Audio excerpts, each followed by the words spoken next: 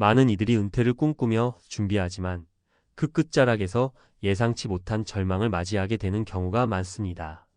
박 선생님도 그랬습니다. 평생을 열심히 일하며 중산층의 안정된 삶을 꿈꿨던 그는 은퇴 후의 삶을 편안하게 즐길 수 있을 거라 믿었습니다. 하지만 은퇴 후 찾아온 현실은 그가 상상한 것과는 너무도 달랐습니다. 상위 10%에 속했던 그의 삶도 파산의 그림자를 피할 수 없었습니다. 이 사연은 단순한 한 사람의 이야기가 아닙니다. 많은 이들이 은퇴 후 삶을 준비하면서 놓치는 부분, 그리고 현실적으로 은퇴 후 우리가 마주할 수 있는 충격적인 진실을 보여주는 이야기입니다.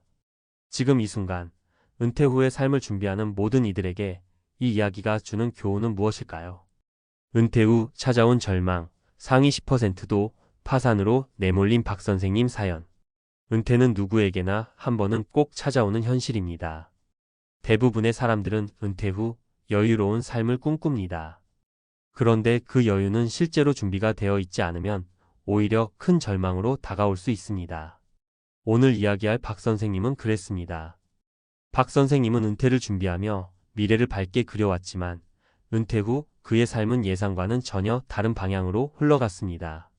바로 그런 은퇴 후 삶의 현실을 여러분과 함께 짚어보려 합니다. 박 선생님의 은퇴 준비.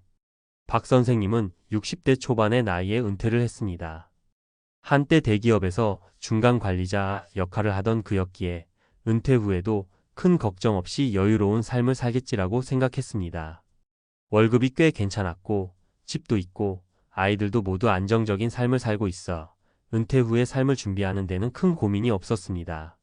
그는 30년 동안 회사 생활을 하면서도 적당히 돈을 모았고 부동산에 투자하며 일정한 자산을 쌓아갔습니다. 그러니 은퇴 후 몇 년간은 편하게 살 수 있을 것이라는 생각을 했던 것이죠. 그렇다면 그의 은퇴 후 생활은 왜 이렇게 비참한 결과로 이어졌을까요? 첫 번째 사례, 예상치 못한 지출, 그리고 부동산 시장의 위기. 박 선생님은 은퇴 후 자신이 살고 있던 아파트를 매각하고 노후 생활 자금으로 준비한 자금을 활용하기로 했습니다. 하지만 예상치 못한 지출이 그의 계획을 망쳤습니다. 은퇴 후 첫 몇 달간 자녀들이 경제적으로 어려운 상황에 처하게 되어 예상 외의 금전적인 지원이 필요해졌습니다. 박 선생님은 처음에는 자녀들이 자립할 때까지는 도와줄 수 있다고 생각했지만 그 지원이 계속되면서 재정적으로 어려워지기 시작했습니다. 뿐만 아니라 부동산 시장이 갑자기 하락세를 보이면서 박 선생님의 자산 가치는 크게 떨어졌습니다.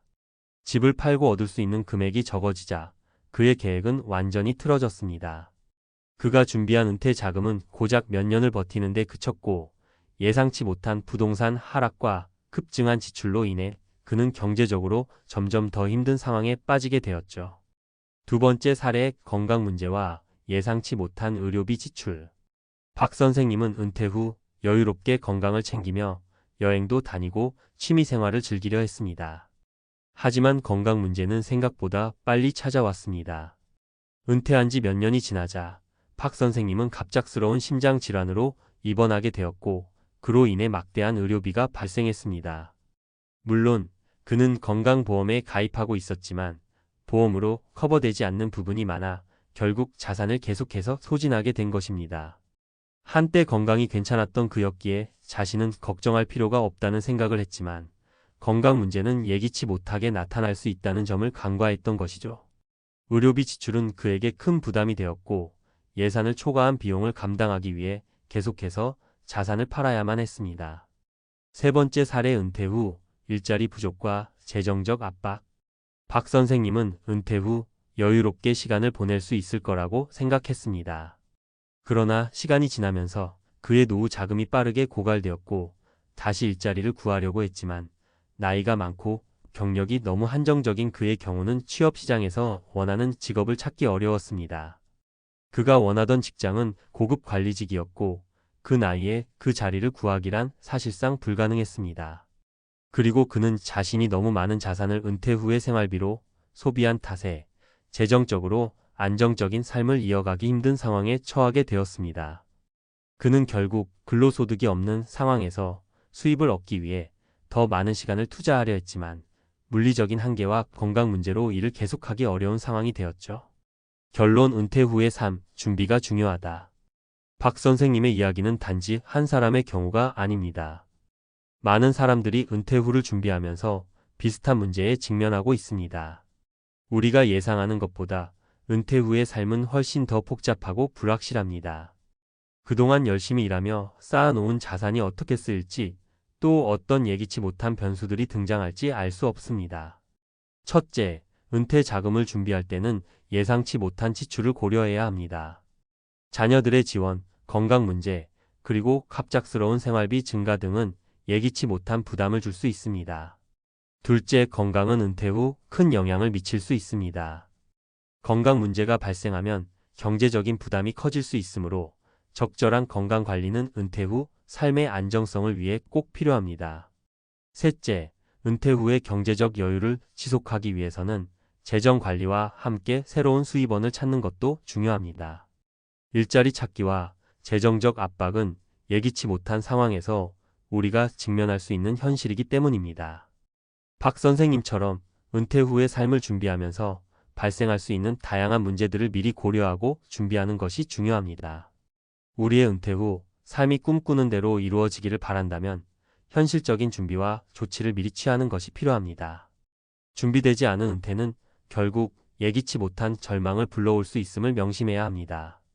은퇴 후 경제적 안정, 그 불편한 진실.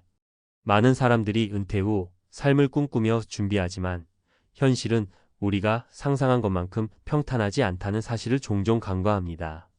은퇴 후의 삶은 막연히 편안하고 여유로운 그런 모습으로 그려지곤 하지만 준비되지 않은 사람들에게는 생각보다 더 큰 어려움과 충격적인 현실이 기다리고 있습니다.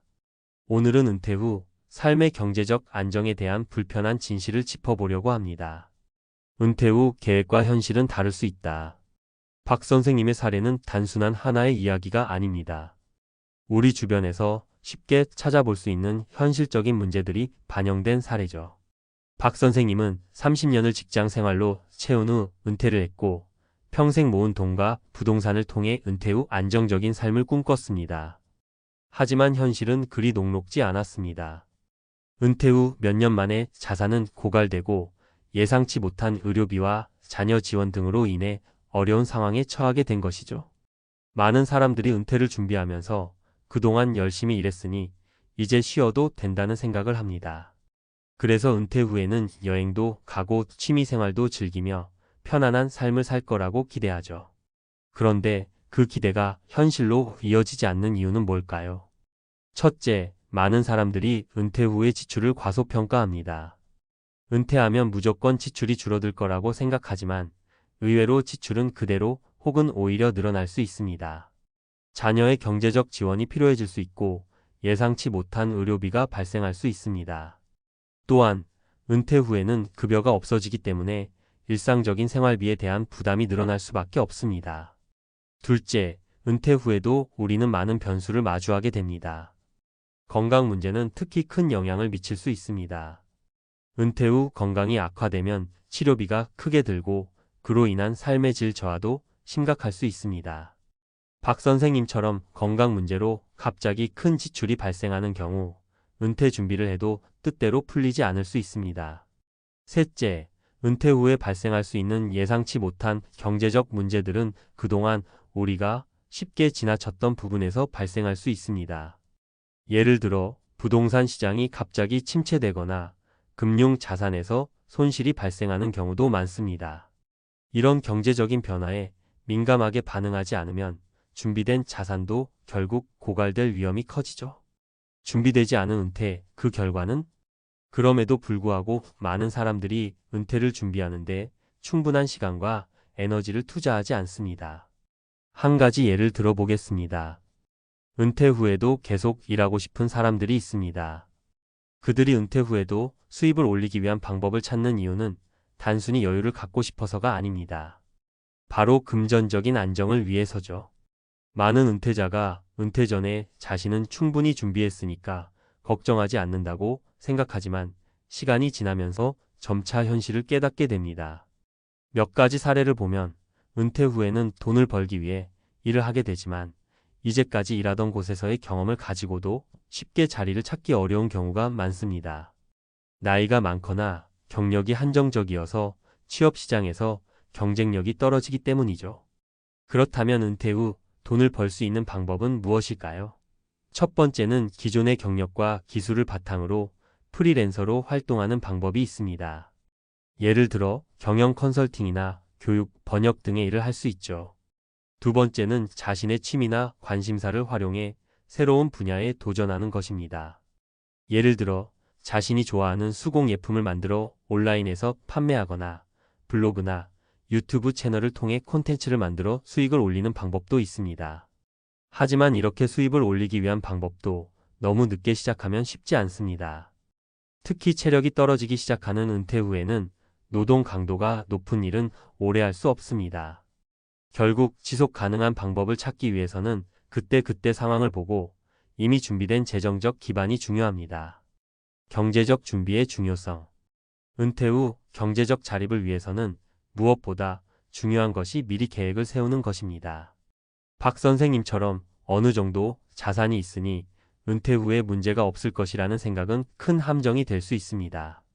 은퇴 후 삶을 준비하는 것은 단지 돈을 모아 놓는 것에 그치지 않습니다. 미래에 발생할 수 있는 모든 변수에 대비하는 것이 중요합니다. 첫 번째로 은퇴를 준비하는 과정에서 긴급 자금을 반드시 마련해 두어야 합니다. 급하게 자녀 지원이 필요하거나 예상치 못한 의료비 지출이 발생할 수 있기 때문에 일상적인 생활비 외에도 예비 자금을 별도로 준비해 두는 것이 좋습니다. 이를 위해 금융상품을 활용하는 것도 좋은 방법입니다. 예를 들어 상장 지수펀드 ETF나 장기적인 연금 상품은 은퇴 후에 안정적인 자금 흐름을 도울 수 있습니다.